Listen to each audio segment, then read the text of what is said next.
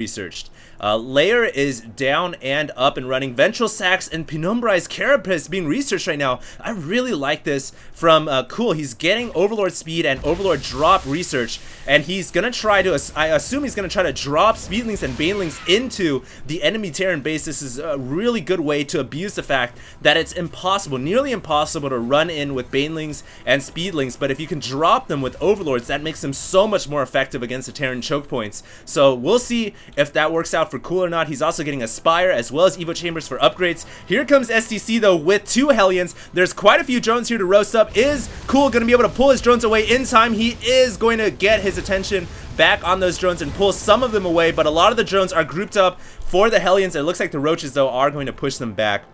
Nice play from Cool, keeping his drones alive. He didn't really lose too many, and it looks like another scouting overlord running in here. There's a lot of barracks going down right here, and all these Marines, when they start pumping out from these reactor cores, are going to be so fragile to the Banelings. So look for Cool to really abuse the Baneling versus Marine tactics. So I think that that's going to be really deadly as the game continues to progress. We also have siege tanks coming out, quite a few siege tanks on the ground for STC, getting a starport as well. Look for him to get a couple of dropships to really help heal and mobilize his biomech on the ground.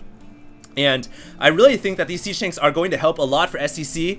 All that Cool has to get is some Mutalisk. Muta Baneling right now would be a prime strategy against this biomech push that STC is pushing out here. He's also getting another command center at the gold, and I think this push out here is just to help him secure this gold. He's not going to try to push into the Zerg main. He's going to continue to keep the Hellion harass up, but he really wants to secure this gold expansion, and notice how he's pulling all of his forces back to make sure that that stays up and running. 2 Hellions trying to run in here to the natural, or to the third base. The Hellions are going to get taken out, and I really want to take a look at the income tab. My goodness, 13 minutes into the game, the Zerg player Cool is at 66 harvesters and the Terran player is at 54. That is almost unheard of for any player to be macroing so hard right now. That is insane how much resources these players are able to accumulate only 13 minutes into this game. The Zerg player at 2,000 minerals per minute and the Terran player at 1,300, so just a little bit less, and he's trying to secure that gold to make up for that gap.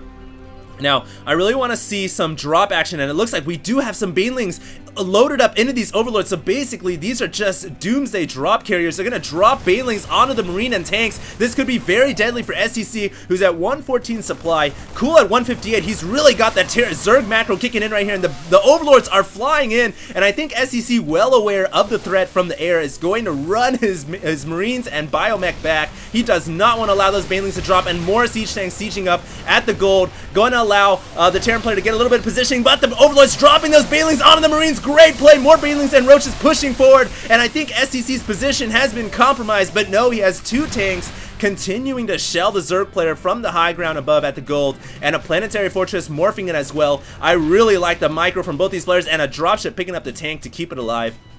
Great play from both of these players. The Banelings dropping out of those overlords really helped to make sure that the Banelings would hit the biomech and really whittle it down. I'm surprised that the centrifugal hooks hasn't been researched yet, but overlord dropping Banelings is just as effective as centrifugal hooks. It requires a little bit more APM, but I think it might even be a little faster, and of course the Banelings don't have to be blocked by units on the ground. 76 harvesters right now for the Zerg player. That is just absolutely insane, and it looks like Cool is going to load up 5 overlords worth of Roaches, Lings. I don't see any Banelings in here, even a couple of Hydras even, and it looks like Cool is going to drop right into the main base of STC. STC sieging up a couple of his tanks, but these tanks are going to get taken out by the Roaches and the Hydras, and meanwhile STC dropping off his own paratroopers, his own biomech back into his main base to ward off the Zerg pressure, and Cool going to load up and run away yet again. I really like the paratrooper play from both of these players, utilizing as much of their mobility from dropships and overlords as humanly possible, and abusing the terrain as much as they possibly can, dropping into the main, counter dropping into the main to prevent any loss of harvesters and the factories. And look at this, we have a Nidus network being morphed in for the Zerg player Cool. This Nidus network is going to help immensely when it comes to mobility, Zerg mobility. He won't have to drop as much anymore. He can just morph in Nidus worms wherever he pleases. I also want to call attention to the fact that Cool is securing a 4th and a 5th base right now, and meanwhile STC is securing his own 4th expansion. So really really a lot of macro play from both these players. 75 harvesters, 71 harvesters. The income is just staggering for both of these players right now. And a nice composition, a nice unit mix for the Zerg player. Roaches, Hydras, Speedlings, Banelings, and Overlords we has. Missile attacks and Carapace level 2 being researched. Meanwhile, it looks like some mech units are pushing forward to the gold expansion, but no hatchery there to really shell. And here's the one advantage for the Terran player. He can set up siege tanks here, he can set up siege tanks here and here, and still be able to shell the gold expansion of the Zerg player when Cool decides to grab that. But it looks like we have the Roaches and Hydras running in here. The tanks are just going to make mincemeat of these Hydralisks. I'm not sure if I like Cool's positioning, but he's going to drop Banelings right into the biomech above, and it's going to whittle down a lot of those tanks and Marines and allow the Roach and Hydra to push forward. Those Banelings there just saved the day for Cool and allowed him to push forward and really dominate the Terran player.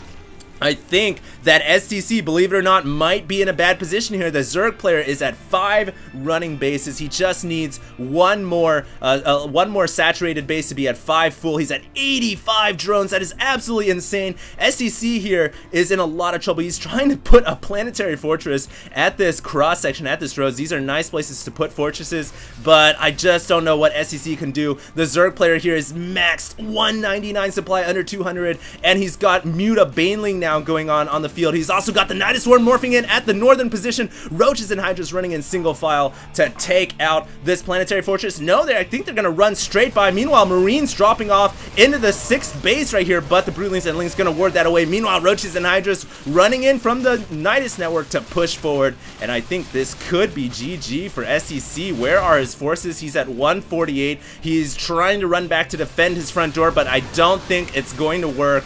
Great play from Cool, abusing Nidus Network, abusing Overlord drop, and really showing how to play ZBT with mass harass style and mass econ at the same time. 82 harvesters, ladies and gentlemen. I think SEC is going to finally be able to hold off this frontal attack. It's going to be close. No, he calls GG. Everyone leaves the game. But what an incredible battle, and it looks like the Mutas and Lings even ran into the gold expansion to do some harass right there as well. So I really like that SCV's attacking the Nidus Network. I really like that ZBT play. That is really how to play mass harass, mass abuse, and dropping everywhere, and of course expanding at the same time. So Cool versus STC, and Cool takes a win over the Terran player. So hopefully you guys enjoyed that broadcast, and of course we have the MLG main event coming up in a couple of days at Raleigh, North Carolina. So make sure you guys stay tuned for that. I'll have more info and a video hopefully coming up soon, and of course check out StarcraftArena.net. HD signing out.